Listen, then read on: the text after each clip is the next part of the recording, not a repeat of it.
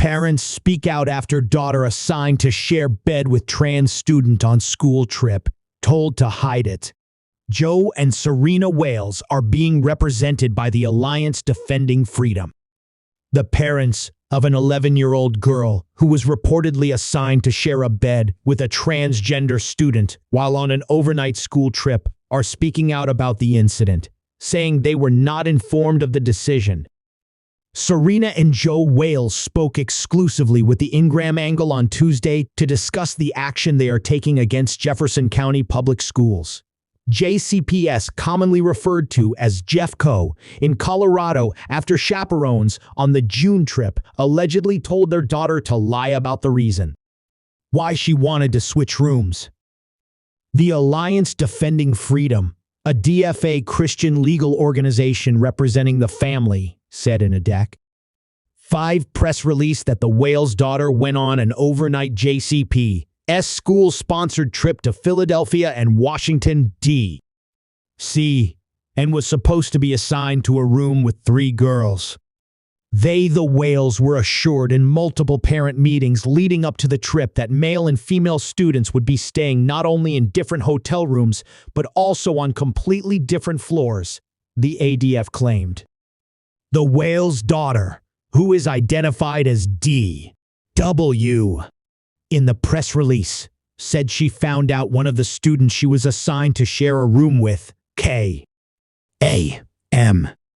was transgender, a biological male who identifies as a female because the student told her.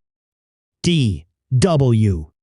was understandably uncomfortable with the idea of sharing a bed with a male student, so she snuck into the bathroom and quietly called her father and then her mother, who met her in the lobby of the hotel. Serena contacted a chaperone on the trip, who then contacted a trip leader, the ADF explained. The chaperones asked D.W. if she could simply move to another bed rather than a new room, and while she was still uncomfortable, she agreed to try it for one night so that she could get some sleep. But the chaperones, consistent with district policy, told D.W. to lie about the reason and say she needed to switch beds to be closer to the air conditioner. Once the chaperone and D.W. were back in the hotel room, however, another roommate suggested that K.A.M. also switched to the bed closer to the air conditioner. D.W. was afraid to speak up in front of the other roommates on the contentious topic of gender identity, so she went into the hall and again told Serena she was uncomfortable. The ADF also alleged that the school chaperones again told D.W. to lie about the reason for rearranging the rooms after the 5th grader was put in a room with only one other girl. We love our school. We love our teachers. But what we don't love is this district policy that doesn't allow all students to feel comfortable and secure and protected, said Mrs. Wailes. And it doesn't allow all parents to protect their children and guide them the best way they see fit. And that's what we felt we were lacking on this trip. Mrs. Wailes claimed she and her daughter weren't able to discuss what happened with anyone else on the trip and were told to hide it to protect all of the students that were on the trip. The ADF sent a demand letter on the Wailes' behalf asking JCPS to clarify by D.18 whether it will inform all parents about the policy and their children's room assignments and allow them to make informed decisions for their children.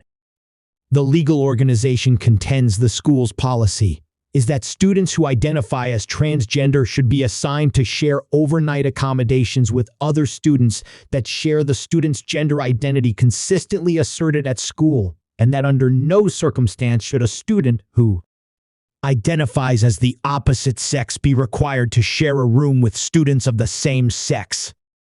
By applying the policy the way it did here, JCPS put an 11-year-old girl in an uncomfortable and entirely avoidable situation, and it robbed her parents of the opportunity to exercise their parental rights to make the best decision for their daughter ahead of the trip, the ADF asserted.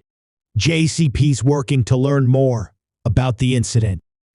Jeffco Public Schools told FOX News Digital in an emailed statement that student safety is paramount and partnership with families is a priority.